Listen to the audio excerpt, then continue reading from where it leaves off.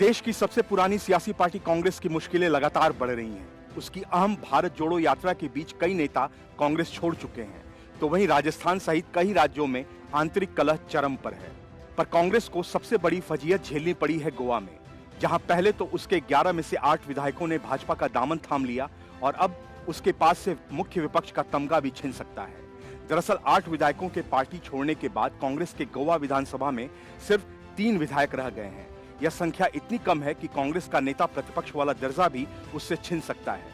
कांग्रेस को नेता प्रतिपक्ष की कुर्सी बचाने के लिए कम से कम 4 विधायकों की जरूरत है, लेकिन इस समय उसके पास सिर्फ 3 विधायक ही मौजूद हैं। एक राष्ट्रीय पार्टी के लिए यह बहुत बड़ी फजीहत वाली बात है कि पहले उसे नेता प्रतिपक्ष का दर्जा दिया जाए और फिर छीन लिया जाए। वहीं गोवा में कांग्रेस के लिए बड़ा संकट इस बारे में भी है कि राजनीतिक जानकार कहते हैं कि अगर कांग्रेस को नेता प्रतिपक्ष की कुर्सी अपने पास रखनी है तो उसे 4 विधायकों की जरूरत है।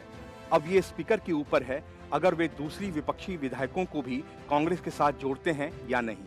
गौरतलब है कि अब इस समय गोवा में कांग्रेस के 3 विधायक हैं, आम आदमी पार्टी के 2 विधायक और गोवा फॉरवर्ड पार्टी का 1 विधायक है। वहीं क्रांतिकारी गोवा पार्टी का भी 1 विधायक है। इनका कुल आंकड़ा 7 पहुंचता है, जो इन्हें संयुक्त तौर पर नेता प्रतिपक्ष का दर्जा दिलवा सकता है।